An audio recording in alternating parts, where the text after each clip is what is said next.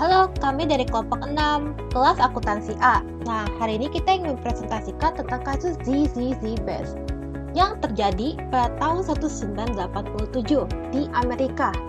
Kasus ini dilakukan oleh seorang anak muda bernama Barry Minko yang sempat dikenal dalam The Times Magazine sebagai The Wonder Boy. Dan akhirnya skandal tersebut berakhir dengan skandal penipuan yang besar. Dan skandal ini berkaitan dengan audit KAP yang besar dan terkenal, dan salah satunya adalah Ernst & Whitney.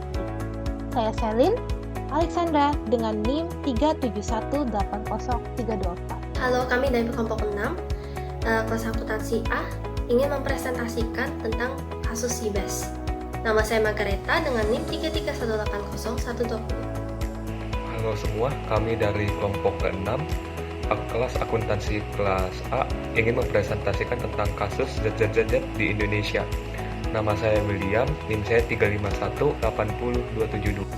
Halo, kami dari kelompok ke-6, kelas akuntansi A, akan mempresentasikan tentang kasus ZBest. Saya Felicia Krisanta dengan NIM 321802888. Saya Devi Yolanda dengan NIM 301800378. Nah, sebelum itu saya mau berterima kasih nih kepada Pak Karmel, Dr. Kamer Melden, FEAK, MSICA sebagai dosen pembimbing kita yang telah memberikan kami pengarahan dalam mengerjakan tugas ini. Terima kasih ya Pak. Nah, di sini kita tuh ada pertanyaan-pertanyaan dari case tadi di buku ZZZBest. Pertanyaan-pertanyaan ini menghubungkan ilmu audit dengan kasus yang terjadi pada ZBest pada 1987 silam. Yuk kita mulai jawab pertanyaannya. Question 1. Ernst & Whitney never issued an audit opinion of financial statement of ZBest, but did issue review report on the company's quarterly statements for the 3 months ended July 31, 1986. How does review differ from an audit, particularly in terms of level assurance implied by the auditor's report? Perbedaan antara review dan audit. Yang pertama adalah review. Dalam kasus ini, auditor tidak mengeluarkan opini audit, melainkan menerbitkan laporan review terhadap laporan keuangan perusahaan ZBest untuk periode yang berakhir pada 31 Juli 1986. Laporan review ini memberikan jaminan terbatas bahwa laporan keuangan klien audit telah disiapkan untuk memenuhi GAAP atau prinsip akuntansi yang diterima secara umum. Review ini menetapkan bahwa auditor tidak menutupi bukti bahwa laporan keuangan salah saji. Review ini jauh lebih terbatas cakupannya, dengan auditor mengandalkan terutama pada analisis dan wawancara manajemen. Sedangkan audit penuh jauh lebih ekstensif. Ini akan membandingkan transaksi dan dokumentasi pendukung, mungkin termasuk inventaris fisik, mengkonfirmasi transaksi dengan pihak ketiga di luar, dan lain-lain. Audit mencakup pendapat bahwa laporan keuangan klien telah disusun sesuai dengan GAAP dan bahwa laporan keuangan secara material mencerminkan status keuangan klien. Question 2, SAS number 106, audit evidence identifies the principal management assertion that underlie a set of financial statements. The occurrence assertion was particularly critical ZBest insurance restoration contracts. ZBest auditors obtained third-party confirmation to support the contracts, reviewed available documentation, performed analytical procedures to evaluate the reasonableness of the revenues recorded on the contracts, and visit selected restoration sites. Comment on the limitation of the evidence that these procedures provide with regard to the management assertion of occurrence. Auditor bergantung sampai batas tertentu pada asersi manajemen dalam proses audit maupun dalam proses review. Namun, dalam proses audit, asersi diperiksa lebih dekat. Meskipun perusahaan ZBest telah memberikan bukti dari pihak ketiga untuk mendukung bisnisnya restorasi asuransi, auditor tidak menentukan dalam ruang lingkup peninjauan bahwa pihak ketiga tersebut sebenarnya adalah pihak terkait dengan manajemen perusahaan ZBest. Upaya auditor terhambat oleh desakan klien untuk memiliki perjanjian kerahasiaan terkait dengan kunjungan auditor ke lokasi pelanggan. Selain itu, klien memberikan kontrak pelanggan yang disiapkan oleh personel klien. Kontrak tersebut akan memberikan bukti yang lebih baik jika pihak ketiga mempersiapkannya. Dalam kasus perusahaan Z, auditor diberikan bukti yang paling lemah dan perjanjian kerahasiaan melarang auditor untuk mencari bukti yang menguatkan. In testimony before Congress, George Greenspan reported that one means he used to audit the insurance restoration contracts was to verify that his client actually received payment on those jobs. How can such apparently reliable evidence lead an auditor to an improper conclusion? Jawabannya adalah, cara pembuktian yang dapat diandalkan tersebut tetap dapat menjebak auditor dan membuat konklusi. Alasannya ada sebagai berikut. Di dalam review untuk Z-Best Company, auditor telah memverifikasi bahwa Z-Best Company sudah benar dibayar pada kontrak restorasi asuransinya. Tetapi, auditor gagal dalam mencari tahu bahwa sebenarnya di dalam kontrak tersebut terdapat pihak luar yang berkaitan. Z-Best Company mempunyai uang yang cukup dalam membuat piutang palsu dan juga mengirimkan dananya ke perusahaannya sendiri, sehingga piutang akan terlihat seperti dibayar dengan normal.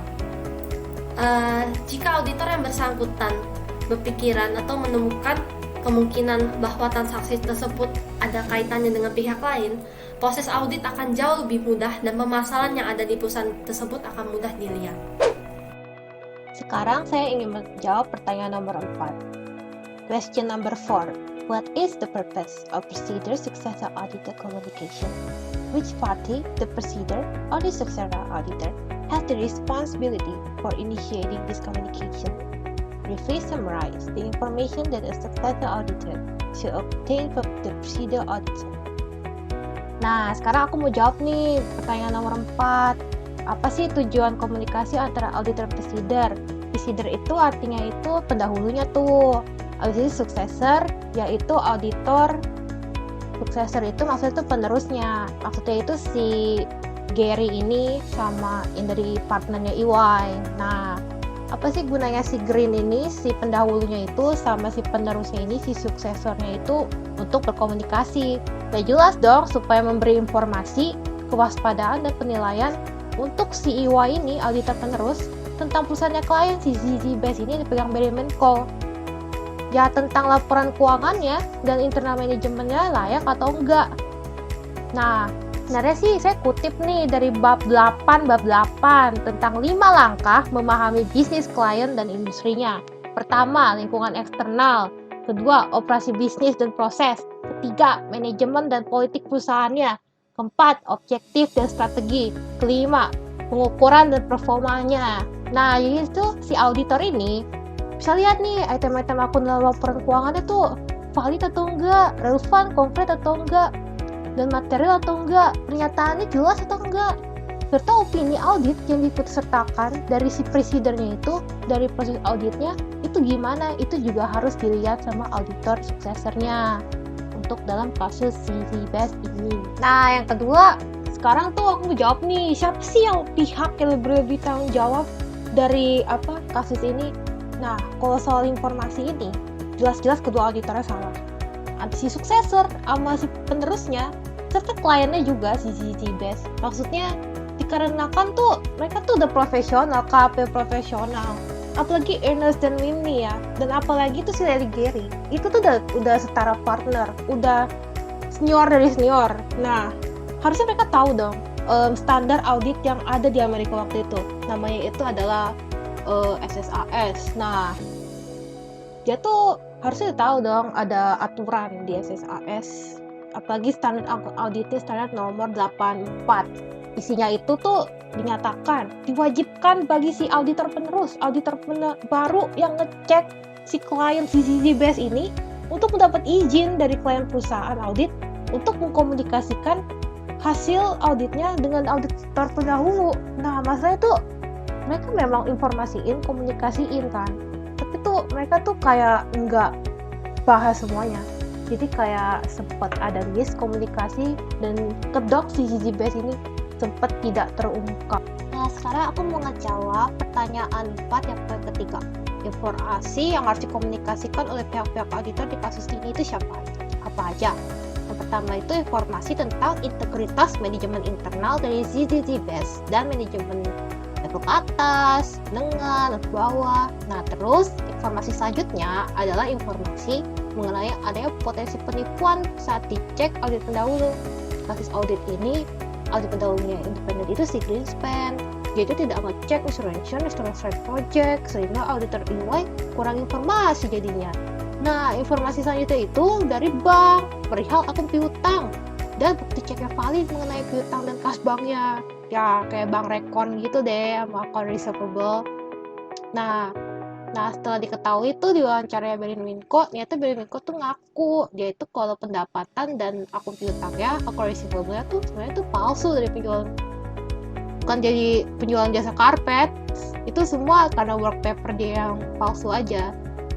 Nah, informasi selanjutnya sih informasi hasil diskusi tuh antara si ZBest sama auditor EY, terutama si partnernya tuh yang waktu itu ngecek kan, si Larry Gary tentang insurance insight-nya tuh yang masih kurang jelas kan.